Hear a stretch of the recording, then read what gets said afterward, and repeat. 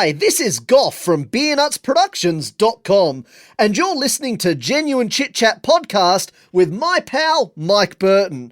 And after you're done listening to Mike and his special guest for the week, why not head on over to BeernutsProductions.com for some of our hilarious and original content. We've got a great range of movies, audio downloads, and so much more for you to enjoy. That's Beernutsproductions.com, the home of the world's greatest entertainment. And that's not overselling it. But for now, it's back over to you, Mike. Hello there, guys, and welcome to another episode of Genuine Chit-Chat. This week, I am joined for the 5th time by Gough, the creator of Beernuts Productions. Now, if you've been with Genuine Chit-Chat for more than a few months, you will probably recognise Gough's name. As I said, this is the 5th time he's actually been on the show, and it is as joyous as ever.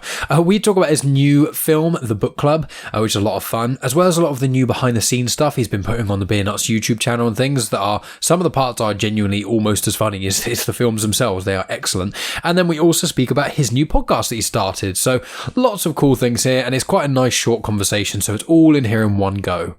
There's not going to be any proper promo today. You heard Gough probably at the start there.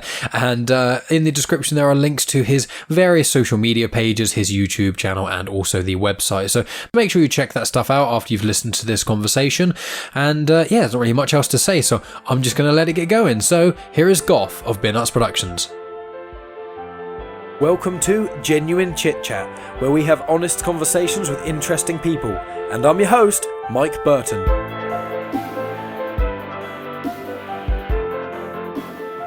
I am here today with one of my favourite returning guests, and that is the all-powerful Australian Gough. How are you doing, Gough? Well, I'm very good, and I'm glad you finally realised that I'm all-powerful. I'm somewhat godlike, it would seem. God Gough, that's it. I mean, you are slowly building a Beernuts empire. That's one of the amazing things. Obviously, in line with the newest, obviously you've released more content and whatnot, but you've also started a podcast recently, which we will get onto shortly. But before that, I want to talk about your new film. And I'm watching the behind the scenes stuff. I noticed that, I think you mentioned it in the behind the scenes thing, or it may have been on the, was it Gold Coast interview that you did? One of the two, I noted that it was the book club, which was a 20-second film. Is that right? That's correct. Yeah. So it's my 20-second film. So in the last, our first one was done in 2010. In the last 11 years, we've been able to punch out 22 films. That's absolutely, I mean, that's just amazing, not to mention all of the other content and things that you've been releasing. And, speaking of the book club, in the behind the scenes, I think it was, you mentioned actually some inspiration to do with Monty Python. So I thought, let's start off with, why don't you give us a blurb or like a summary of your newest film, inspiration. I mean, I love Monty Python, so I think we discussed that ages ago. So I'm very chuffed that you that the reference to things. But yeah, fire away with the book club. Absolutely. So essentially, it's 5 women with a new member, making 6. But the 5 women essentially sit around a book club trying to outdo each other on how terrible their life is and try to one-up each other. So, that's where the Monty Python reference comes in, is because obviously there's the 4 Yorkshiremen sketch, the Monty Python famous sketch, and I thought that we need a female version, and where would women gather to bitch and moan and carry on? That would be a book club meeting, obviously. So that's why I chose that as the setting. So, and it's funny, I got an email from a woman, I don't know who she was, but I got an email from her, and it said, "Hi, Gough, just watched Book Club. Finally, you've produced something real, because, yes, that's what happens at a book club meeting." So apparently it's very true to life. That's absolutely wonderful. I mean, there's many things that I love about Beernuts in many different ways, but someone saying that's true and that's real, that's one of the funny parts, where it's like, that's not necessarily the box one would want to tick with Beernuts. That's not the goal. But I suppose obviously you've got a lot of wrapped in social commentary and stuff, allowing a lot of silliness, but funny that the 20-second film is one of the most realistic, which is brilliant in its own way. So I do want to talk about it a little bit and things. As I said at the start, the big thing I want to talk to you about is podcasting, because obviously I'm a podcast nut. But with this film, I've got a few notes that I actually really liked. And as I always do, I won't spoil anything for any listener. I just want to give not even highlights, but subtly talking about it so that anyone who's seen it will appreciate what I'm saying, and anyone who hasn't won't have a clue. There's one thing which is probably my favourite part of the whole film, and all I'll say is it's the Love Actually parody. I just thought that bit, that's all I'm going to say about it, but that bit absolutely killed me. Like, obviously, it starts to happen, and then the thing happens, and I had to pause it. I was laughing so much. It was absolutely excellent. So, like, and I might also point out that the fellow who plays the guy at the door, that's his real shirt. He owns that shirt and is very proud to have owned that shirt. And the reason why he's wearing that shirt is because Craig, who plays that character, has been in a few other of my films, so I know him reasonably well. And I saw on Facebook last Christmas, he had people do like Happy Christmas kind of a post. And so he had that, and he was wearing that shirt. And so when I hired him for this film, I'm like, oh, and by the way, you only get the part if you wear that shirt. And he's like, yeah, I can wear the shirt. It's my favorite shirt. I'm like, okay, then you're in. Oh, that's amazing.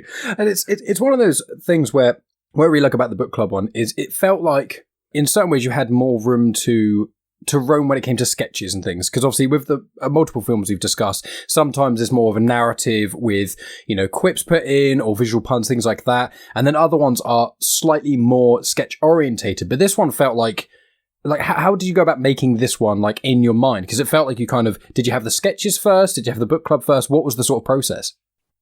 Yeah, no, that's a good question. So to be really honest, I had about 3 or 4 sketches, and I'm like, oh, these sketches are really funny. How could I make them work? And it occurred to me that all the sketches were of men doing stupid things. And so I was like, what's a platform where men could do stupid things? Well, their wives could be bitching about them. Where could wives bitch about them? A book club meeting. And so that's when I sort of started writing the book club stuff. So then I wrote the book club scenes. And then I realized, oh, okay, I need a bunch of other sketches where guys are doing stupid things, as well as a few that I already had. So then I wrote down a whole other bunch of sketches where guys are doing stupid things and put them in the appropriate places. So, yeah, it was kind of a bit different because my films usually don't get written like that. But, it was kind of like backwards, forwards, and backwards again. It was kind of, it's a bit different, which was fine. It's good. But, but you are quite right. If people enjoy sketch comedy, they'll enjoy this, because I think from memory there's around 13 sketches, and then obviously the book club. Yeah, I think it's around 13 sketches, and then there's obviously the book club meeting bits and pieces themselves. Yeah, and it's one of those things where there's quite a few other parts. There's the part where, I love seeing you act in your own films as well. That always brings me a great amount of joy. I quite like thinking that in my own little fun way, you're the same person, even when it's clear that you're not. You are just this one random guy who's just wandering through this world where everyone is acting crazy, and you keep changing careers and you keep going to different places, but everyone is you're trying to either make your way and like hitting on hard times, like happened in some of the sort of mini interviews and things.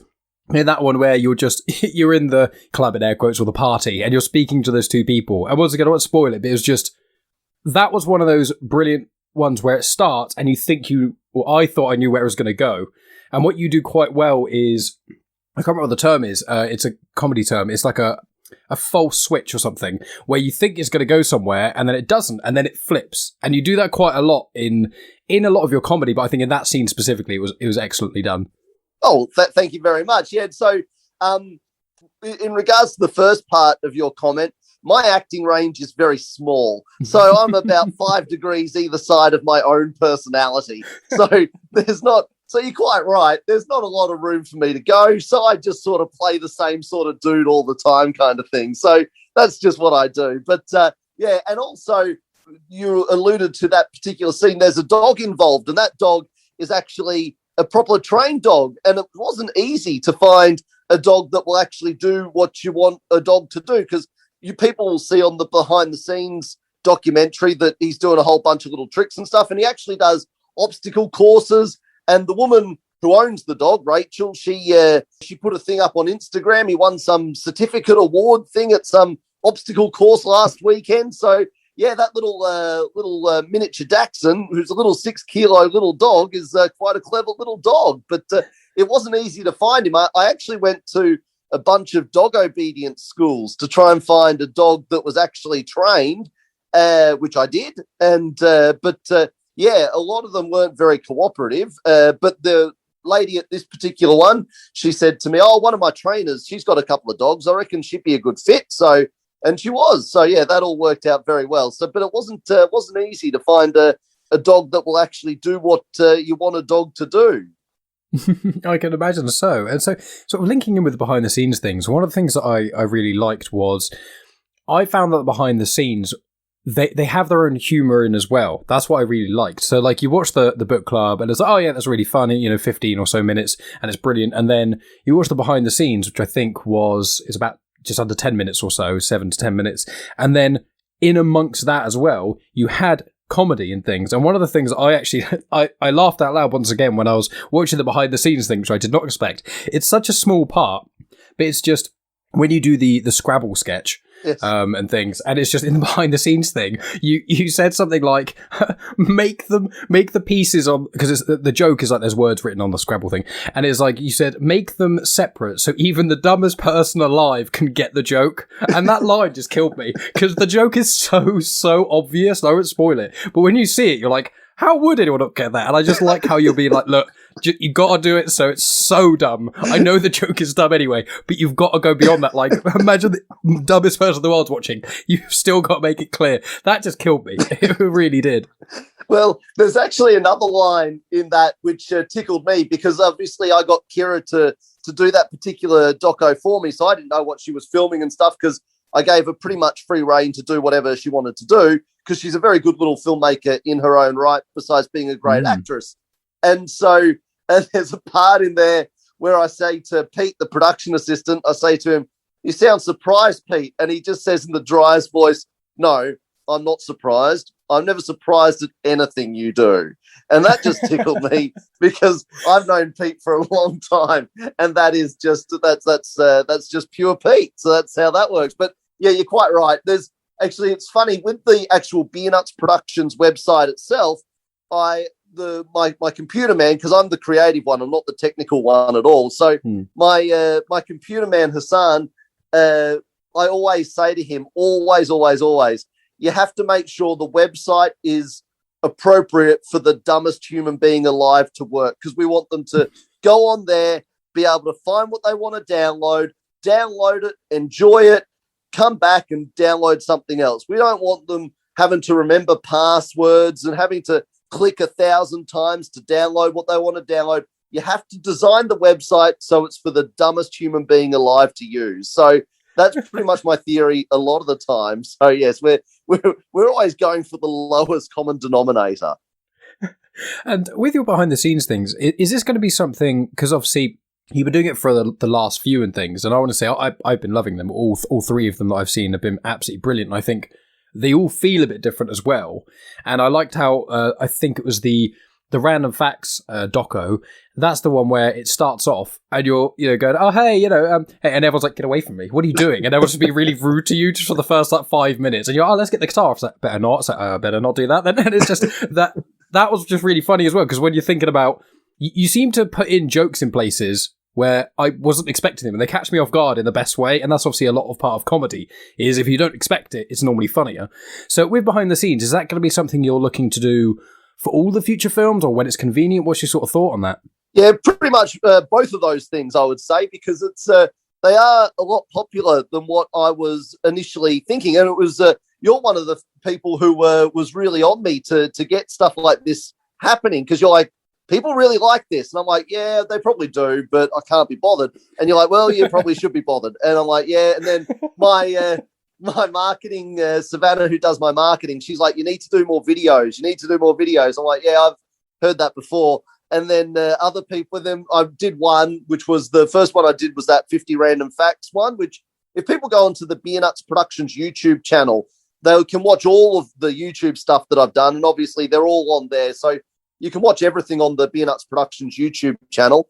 And so I did the 50 random facts ones first, and that was super popular. So I'm like, okay, yes, these really do work and they are really popular. So I will have to continue them whenever it is convenient and appropriate to do so. I will continue to do little behind the scenes, little docos, I think, because people do seem to really enjoy them, and they do help as well in regards to giving folks an idea of what the piece is about, which, helps people get to the website and download stuff and enjoy the actual work itself. Yeah, it's kind of like, they're like featurettes, because it's more than just a trailer, and it not only adds to the film, if you haven't seen the film, it gives a good insight without spoiling the jokes, but still providing humour while you're taking on the journey. But if you have seen it, like I had, I found it was almost like an extended edition. I almost felt like it works so well seeing it straight after the film itself. And I can't remember this. I know your website, I went in it recently, and the whole revamp is brilliant, and I really, really like the way it all looks and things. I think the new layout is, I mean, the old layout was still fine, but the new one, it looks brilliant. And with the behind-the-scenes stuff, I can't remember, do you have it so that when you download say the book club, for example, does it mention the behind-the-scenes thing, or is it near the bottom, or because it's just, it works so well together, and I think people may miss that. Yeah, no, it does. So when people go, so if they go to the book club page, for example, and they scroll down, we've got 3 things at the bottom of the screen there, one of them being the documentary, then the little, because we actually had TV News come down and do a story on us, which was really cool. So we got that there as well. And also I had a movie review, which has never happened to me. Somebody actually, like a movie review, people reviewed my film. So, and because they spoke it up and said nice things, I put that on there as well. So on the book club page, for example, there's 3 different videos that people can watch before or after they download the film. So yeah, absolutely, they're all there for people to watch, and they're dead easy to find because again, it's just underneath the blurb that tells you what the movie's about. So yeah, it's all set up hopefully really, really simple so that people can just click and watch. So yeah, absolutely, they are.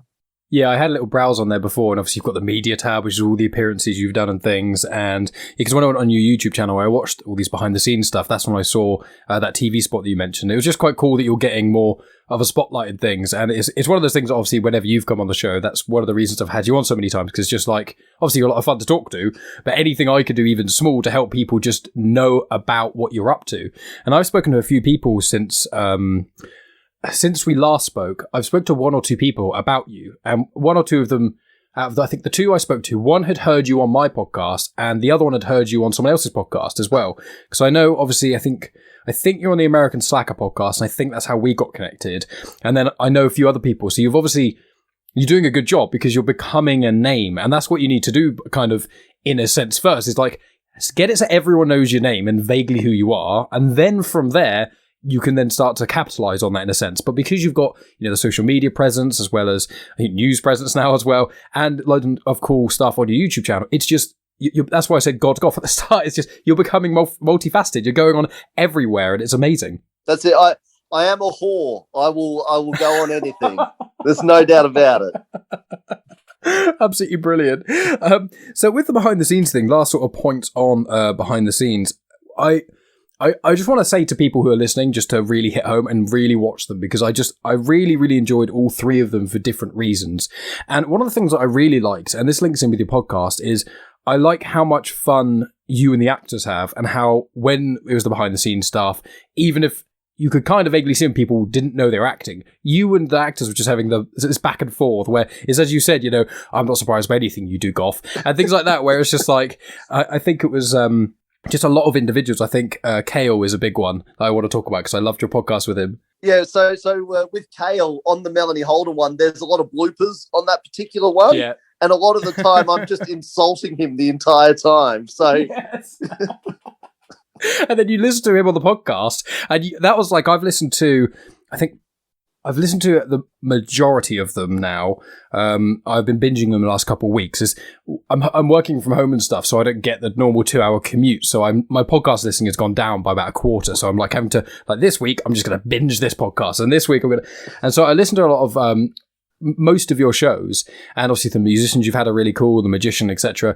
But one of the things I liked the most was when you spoke to Kale, because you were both so comfortable with each other, and as you say on the show, you've been working together, you didn't really talk about the normal questions. You two were just having a back and forth, and I just thought that was so good. It just cracked me up.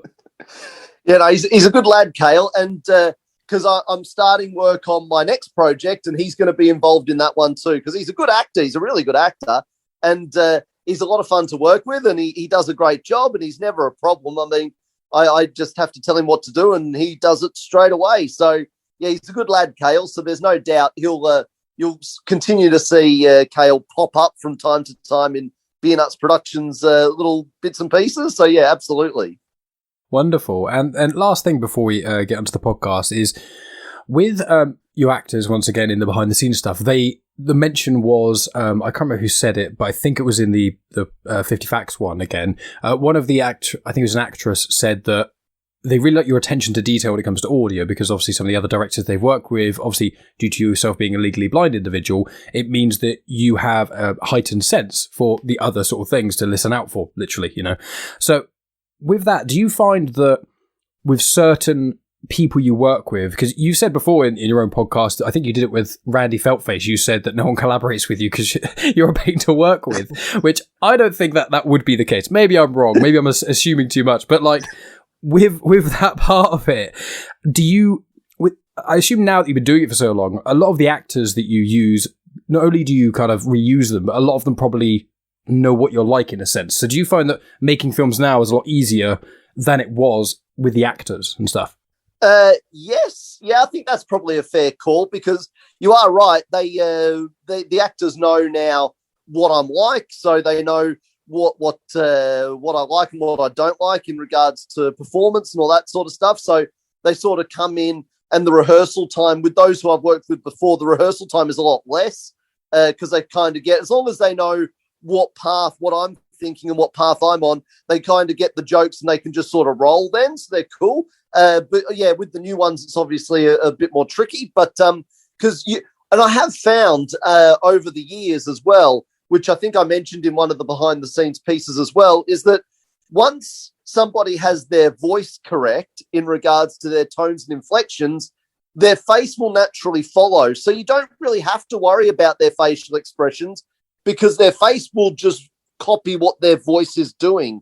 So yeah, I think so as long as you can get their voice just perfect, which is what my main goal always is, their face will, I mean, I've got someone there helping me, letting me know that yes, their face was good, but yeah, I think if they're getting their voice correct, then the rest of their body will follow anyway. So getting their tones and inflections right is 100% my main goal. And also, obviously, it makes the joke funnier, because, I mean, we've all been at a party or something where someone has told a joke and they've done, like, you know, the joke because you've heard it somewhere else before, but they've told it so badly because they've got all of the tones and inflections wrong, and it's just like the worst telling of a joke ever. So, you know, it's so important for comedy as well to make sure that they get those tones and inflections in their voice just right. So, and yeah, so sometimes we do have to shoot things 3 or 4 times or even more to make sure that happens. Because with Cale, for example, as we discussed in the podcast, he just naturally has, and it's not the man's fault, it's just how he's born, but he naturally has a bit of a whiny tone to his voice. So he's got to always remember that and knock that out. You know, it's just the tone of his voice. It's just his natural tone. That's not a criticism of the man. That's just who he is, you know. So when we're doing something, he always has to make sure that he gets that inflection out and the inflection I want in. That's all. But yeah, so it's just little things like that. And yeah, I am pretty critical, and I do pick up on those things really, really easily. Well, a lot of the actors said that, and once again on your podcast, they said that it happens. It can be good, because obviously if you are, say, heavily criticizing someone in a constructive way, which is what people have been saying, then when they do other stuff, because obviously actors do other stuff as well, that they keep in mind your critique to a director who maybe isn't as open with it. You know, sometimes they said, like, you know, sometimes a director, if they're not comfortable with an actor, it can take the actor to mess up 10 times before the director can put the foot down and go, come on, you need to sort this out. Whereas with you, it's a bit more like, look, sort it out from the start. Let's not like waste all this time, like, basically, for lack of a better word, pussyfooting around the issue. And I'm obviously not a director or anything, but I'm a little bit like that as well, which is if there's an issue with someone or something, I can't be bothered to try and pitter-patter around it. I just Yep, you may dislike me in this moment, but you'll appreciate it later when I haven't wasted everyone's time. And I appreciate that aspect of it. And one thing I just wanted to pick up on as well is that when you said about the making when your voice changes, your facial expressions match. I was listening to, or I was watching something recently, and there's a guy called Sam Witwer, and he's an actor. I think he's in Being Human. He does a lot of work for Star Wars, which is why I was watching him and things. And he does a lot of voice work. And he was saying that some of the hard characters he has to do, he's done the voice for Palpatine from Star Wars and Darth Maul and a few other things. And he says the thing is that sometimes when you make a voice, if you try to do like a Palpatine voice with just a normal face expression, you can't do it. But when you contort your face and the chin goes up, you do that sort of thing, and your mouth goes in a weird shape and you crump your face up, then the right noise can come out. Yeah, it's funny you should mention that. So I've got a really good friend of mine who's a ventriloquist, and he said that even when he does radio interviews, so he's on the phone in the hotel room on breakfast radio to promote his show for that evening, he can't do the puppet's voice unless he has the puppet on his hand and he's actually using the puppet, even though he's sitting in a hotel room by himself and he's just wearing his underpants and it's, 7:30 in the morning, he still has to have the puppet there to make sure that he does the voice and he's got it all how it should be and he has the puppet's attitude correct and all that sort of stuff. So, yeah, I absolutely 100% get what you're saying, because it's not the first person I've heard say that. And in fact, I think that would be the same for most puppeteers and voice actors and all that stuff. So, yeah, 100%.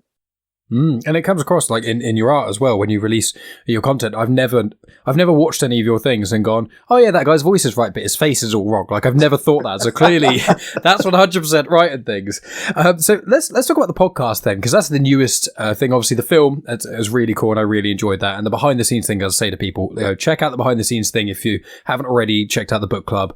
And then, get the book club. It just makes everything better. But the podcast is something that obviously I'm sure I'm not the first person who said to you about doing a podcast, but am I right in thinking like a few people around you were saying, just do the podcast, Gough? And you're like, I'll do it later. And then like, I saw obviously on social media, I was like, he's done it. And I've been listening since and I love it. So with you, what made you start the podcast, aside from potentially me pestering you, other people involvement as well?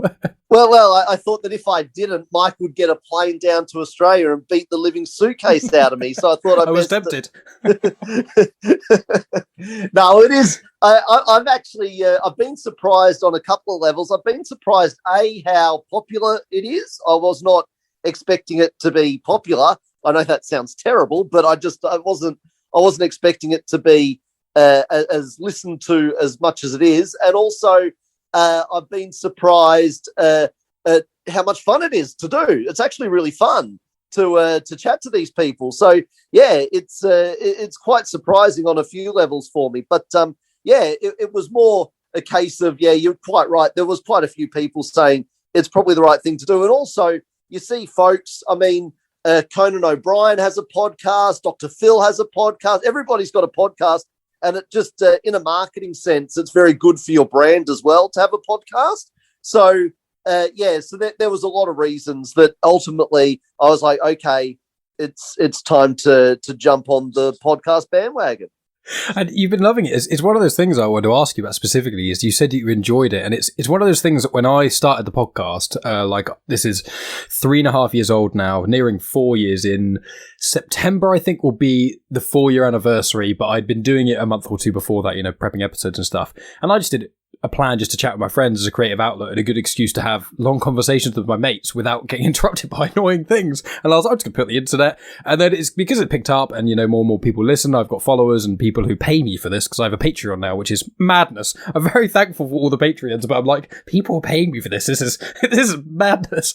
But the funny thing about doing podcasting isn't necessarily the gratification from doing it. It's this weird thing where just having these conversations with people that you wouldn't necessarily have conversations with, or maybe you would, but you wouldn't ask us questions. Like I had friends of mine where I asked them questions that I wouldn't have asked them because I already vaguely knew the details. But if you directly ask them that question that you've kind of picked up over the last several years, their answers can quite surprise you. And did you find that with yours? And how's it been podcasting, really? Yeah. So I actually do mine a little bit differently in that I record mine in bulk. So I record like about 6 months worth at a time. So in the space of a week, I'll do 6 months worth of episodes just because it's just, I mean, I've got so many other things going on. I can't be doing one a week. So it's quite, so I get people in the studio because I use a proper recording studio, and we get them in, and you're quite right, sitting down with them and having a chat, even if I've known them or whatever. Some I know, some I don't, and it makes it really interesting because you're asking people questions, and apparently I ask strange questions, I've been told. It's not the usual questions that I ask. So I just ask things that are interesting to me because that's what I want to know, and I don't want to be bored when I'm talking to them. So I just ask things that I'm interested in, and they give their answers, and then I try and have a bit of a conversation sort of thing with them. And so that's essentially how it goes. So there's been a few. I'm not too sure if you how many you've listened to, but we had like one guy who was really interesting, who I found really interesting, was the guy who's rowing a boat from San Francisco to Cairns. I don't know if you caught. Oh, no, I haven't checked out that one yet. I'll have to add that to the list. Yeah, so Jason Harrison is his name, and he's actually rowing solo. So he's in a rowboat, and he's going from San Francisco to Cairns all the way across the Pacific Ocean. It'll take him 209 days if he makes it, because obviously he's solo in a rowboat in the middle of the Pacific Ocean. There's a good chance we never see this man again. And that's not being funny. That's for real. I mean, like, there's a reason why people don't row a boat across the Pacific Ocean, because it's dangerous. So I have a chat to him about, the boat, because the boat he's using is only like I say, it's a fucking rowboat. So, so I have a chat to him about the boat, about the weather, about medical stuff, about food, about water, about all that kind of stuff. So he was really interesting because it's, and I'm the only media that he's done, because he's not doing it for that reason. He's just doing it because personal achievement. That's the only reason he's doing it. So he's not interested in doing TV or anything like that. So I'm the only interview he's done. So that was pretty cool to get him on the podcast. And I've had people who are well known. So I had Vanessa Angel and Randy Feltface and a few others who are kind of well known. And then I've had some folks who aren't so well known. And then I've had some Beernuts people, and I've had artists. I've had an Olympic gold medalist, which was really cool to have someone who's won an Olympic gold medal, and she brought in the Olympic gold medal, and I've never touched an Olympic gold medal before, and she put it around my neck, and I had a photo, and it was really cool. So, because I'm a nerd, so I like all that sort of stuff. So, so it's been really cool, the different sorts of people that I've met over the stretch, with different walks of life and whatnot. So, yeah, it's been interesting because I try and mix it up to make sure that not everything is the same. And like, as you say, we've had a few musicians come in, and they've been really cool. So, it's been really interesting, the different types of folks, because like I say, I want to make sure I get different people so that people don't get bored listening to it, and just getting folks in and having a chat and finding out some interesting facts about them. It's and their thoughts and philosophies and all that sort of stuff. It's far more interesting than I thought it was going to be honest. It is very interesting. I think it's especially with nowadays where, you and I only have really conversations over podcasting. So it's just my good chance. It's like, 6 months or so comes back. Here it is. Get to catch up with Gough. It's like, it's just us.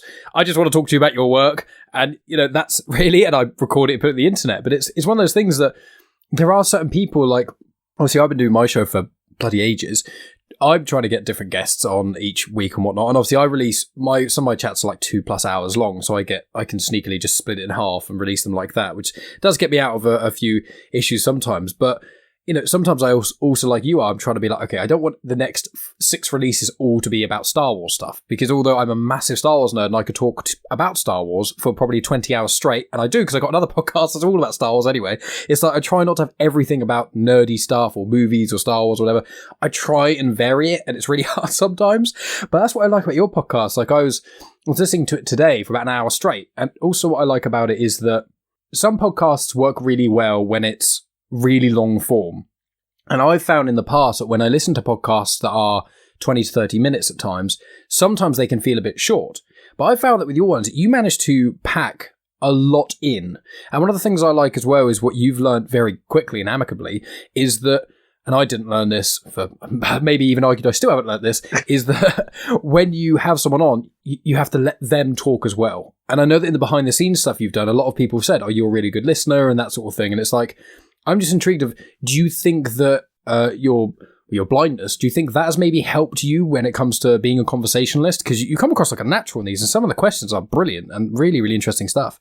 Oh, thank you. And yes, I think being blind probably has helped a little bit because, and also when I'm doing the podcast, so I always come at it probably from more of a negative point of view, because I see people doing things I don't like and then say, well, I don't want to be them, instead of seeing people doing things that I do like and say, I want to be like them. I'm the opposite. So there's a TV show here in Australia, which I won't name because I'm going to pan it.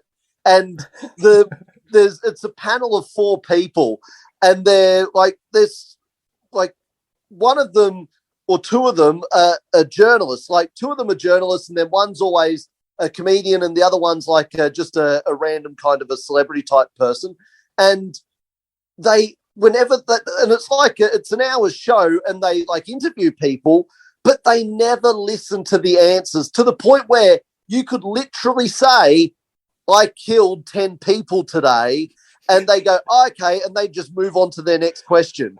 They wouldn't, say, oh, really?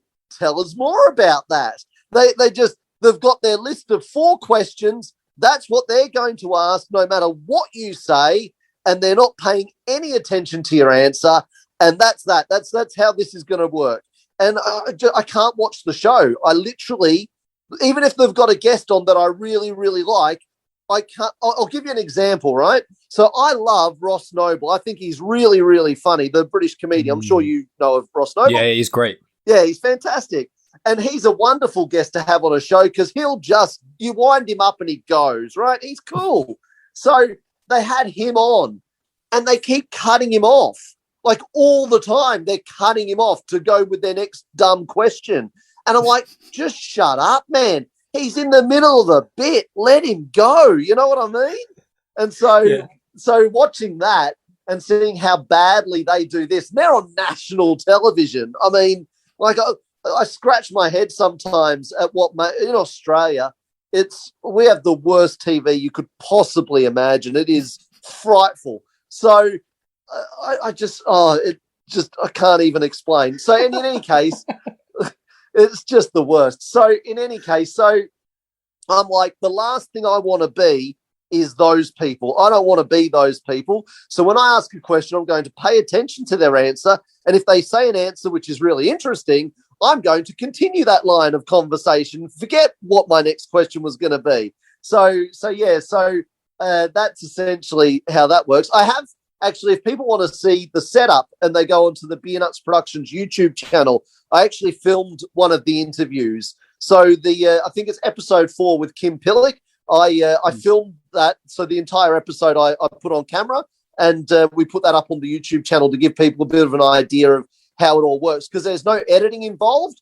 I just sit down and we just go. So that again was a purpose choice, not to do any editing. So we just press record, do the interview, unpress record, not that that's a word, and that's the episode. There's no editing whatsoever. So, which I think also makes for a better conversation. Yeah, because one of those things where, like, I take a little bit of time to edit some of my things, but mine is primarily because, well, I do the majority of my conversations over Zoom, especially, COVID times and whatnot. Most of the time, it's not actually because I need to cut anything out or chop it. It's normally just because of a small amount of latency with recording. It just, sometimes if I didn't edit anything, it would sound like I'd ask a question and 2 seconds later you'd answer. But to you and I in it doesn't matter. But the recordings slightly just extend the gap. So sometimes it's like, oh, so what do you think about this? 2 seconds of dead air. Here's the answer. And it just sounds like a really weird, awkward conversation. So normally I just go in there, shorten those little bits up, and then, vaguely clean up the dialogue. But I'm one of those people as well where I don't like to over-edit. You want a genuine, real conversation. You don't need every and every breath to be completely cut out, because then it just sounds weird and disjointed. And that's what I like about yours, that they're not as long as my podcasts, which is good, because sometimes I do go on a lot.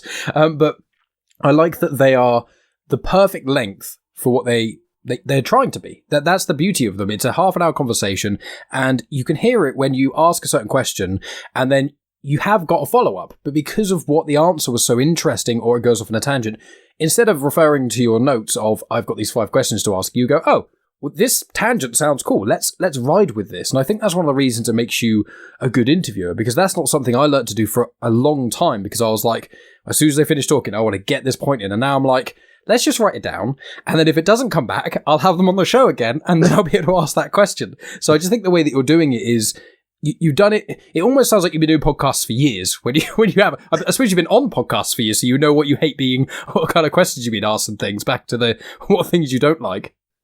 Well, yeah, no, that was the other thing too. So I've been on a lot of podcasts, like you say. So I've seen many different types of podcasts. So I also, when I was starting, I was taking into account what I enjoy about different podcasts and what I don't like about different podcasts. Because I don't actually listen to a lot of podcasts. There's 1 or 2 that I do listen to because I enjoy them, but genuine chit-chat, of course. But but no, I only listen to a few. I really, because I just don't have the time. It's not that I don't like them. It's just a time thing. And I do listen to a few genuine chit-chats from time to time. So I do tune in. But yeah, so it's so I have seen different types of podcasts.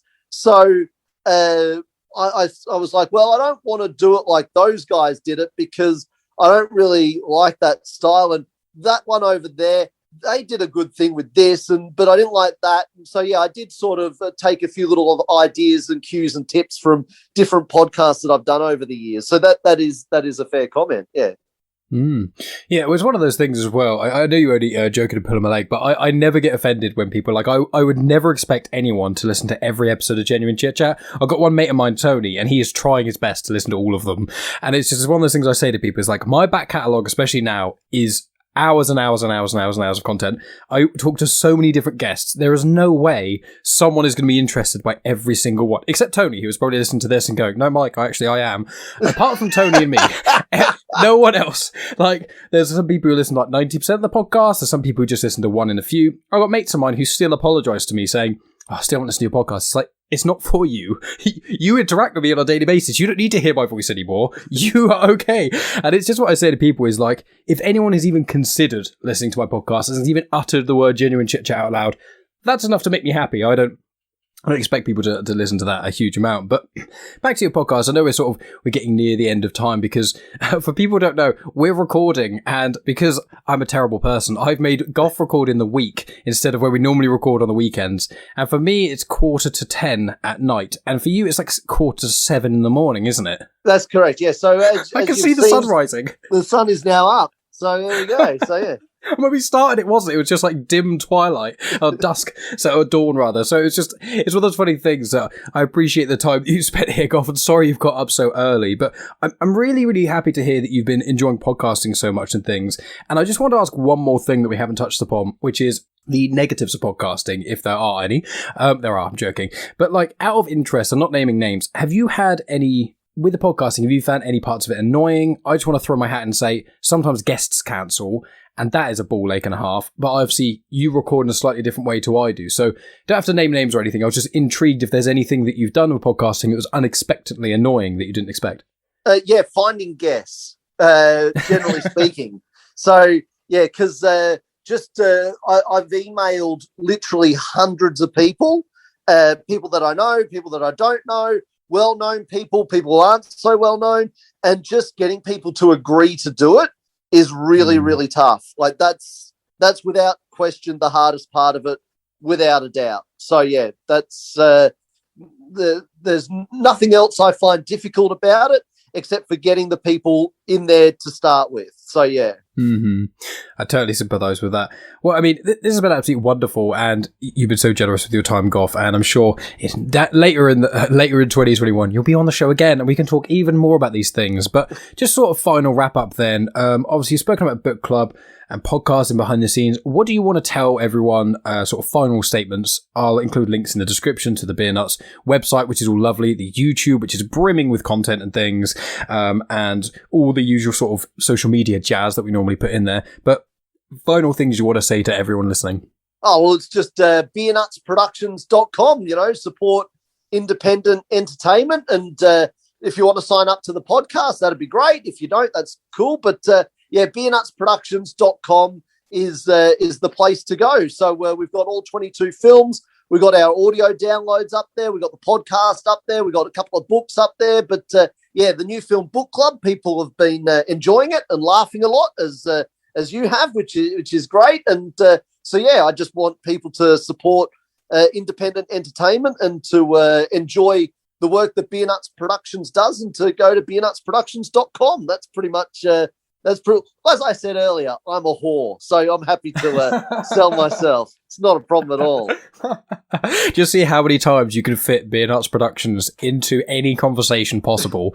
Just play a drinking game where we'll go through all of the times you've come on the show and see how many times you said Beernuts Productions. I mean, it's a good way of doing it. It's a household name. Most of my friends and podcasting friends as well know who you are, because I've said Beernuts Productions. Is that blind Australian bloke? So yeah, it is. It's just like, that's probably not the best way to be remembered, but it's one of those things where knowing that Beernuts is associated with you, that's absolutely brilliant. So once again, Gough, it's absolutely delightful. Thank you so much for waking up so early to come and chat with me. It's been a blast. No, absolutely, Mike. No worries at all. It's always a pleasure chatting with you. Wonderful. Well, best of luck with your podcast things. I'm excited to listen to the rest. All right. Well, I expect a detailed review of every single episode. I'm now going to have a new aspect of Genuine Chit-Chat, which is just reviewing Beernuts podcasts once a week. What is Mike's take on the latest Beernuts? a podcast review on a podcast. I like it. That's it. Wonderful. Well, thanks, Gough. See you, buddy. And that's the end of the podcast. Thanks as always for tuning in, guys. If you want even more of Gough of Beernuts Productions, make sure you check out their website and their YouTube channel, which are both in the description of this episode. But also, you can check out Gough's other 4 appearances on Genuine Chit-Chat. That is episodes 48, 65, 84, and 105. I have noted them in the description as well, just so you know. So what have we got coming up then? I've got a few episodes recorded. Next week is going to be part 1 of my chat with Tom and Luke of the pop punk band Royals. And then obviously the week after that will be part 2, because they are releasing their new EP in the start of June. So that's quite exciting there. I've also got a conversation recorded with Tom Everett, who's the actor who came on my show a little while ago, actually. But he came on like about a month after he came on the first time, as there was just loads of other stuff we want to talk about. So that's about stagecraft and more morality questions and that sort of thing. So I've got that to release at some point.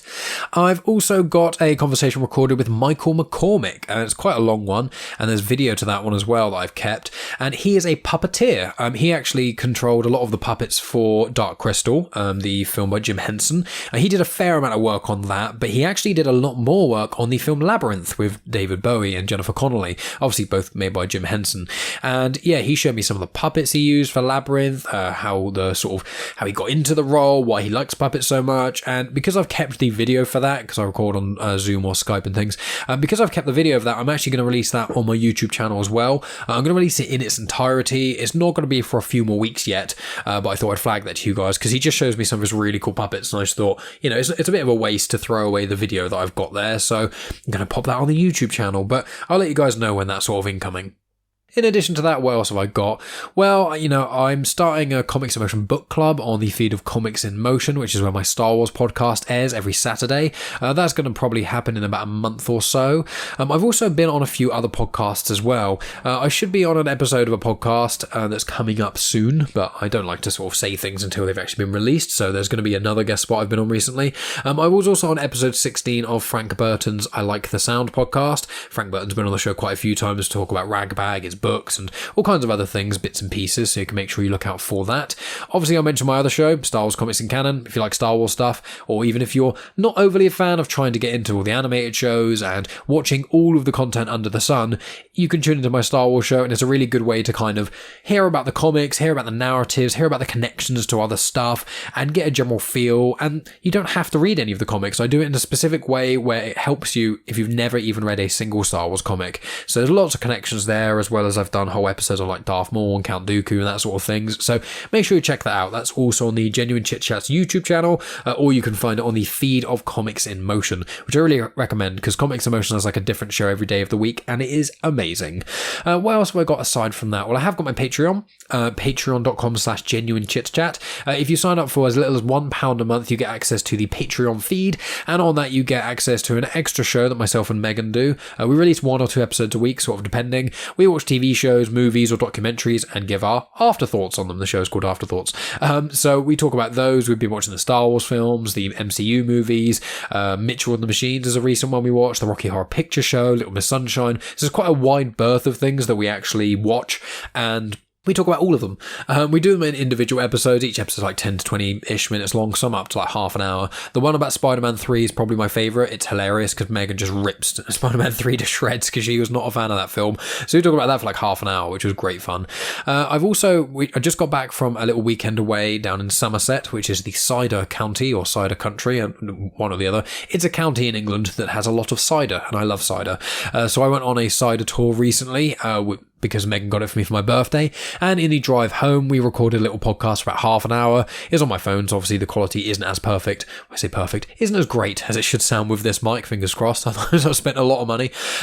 But it's a lot of fun, and I'm going to be releasing that on Patreon. So if you remember about a year ago, maybe just under a year ago, sort of summer last year, me and Megan went on like a big road trip thing, and I released like a big episode where we did like each day, and I just kind of popped them all together. A lot of you guys said you really enjoyed those episodes, and you quite like the sort of casualness of me and Megan getting distracted by all sorts of different things and bits and pieces. Well, that episode is going to be on Patreon in the next week or so. But yeah, if you want to, only £1 a month for Patreon, which is, about 25p a week. If you contribute that amount of money, not only will you get access to this Afterthought show as well, but whenever I release 2 parts of Genuine Chit-Chat episodes, part 1 and then part 2 the following week, anyone with access to the Patreon feed will get access to the whole unsplit episode when the first part gets dropped. In addition to that, if there's other tiers, we can get other stuff. There's access to future guest lists and all kinds of other things that I get up to. So if you want to support the show, you want to keep the gears turning, and you want to show your appreciation for the show and have an extra contact with myself, please check out patreon.com/genuinechitchat. But also, if you don't want to contribute any money financially, check it out, because I do have 2 episodes on there completely for free that you can listen to on the website, and that is The Witcher Season 1, and also that is Star Wars The Phantom Menace. So make sure you check those out, guys, and let me know what you think. If you've got anyone who is a patron, if you want to listen to those things and tell me any thoughts, and if you have any suggestions, anything like that, I'm always open. But yeah, lots of content, hours of new content a week if you go over to the Patreon, and lots of other cool stuff too. Aside from that, guys, I think that is relatively it. I have a feeling I am forgetting something, and I may as well be, but I don't think that I am. I don't know. It's a Sunday. I've had a couple of ciders already. We got back and then sat in the garden and drank ciders, had a barbecue. So, a little bit buzzed.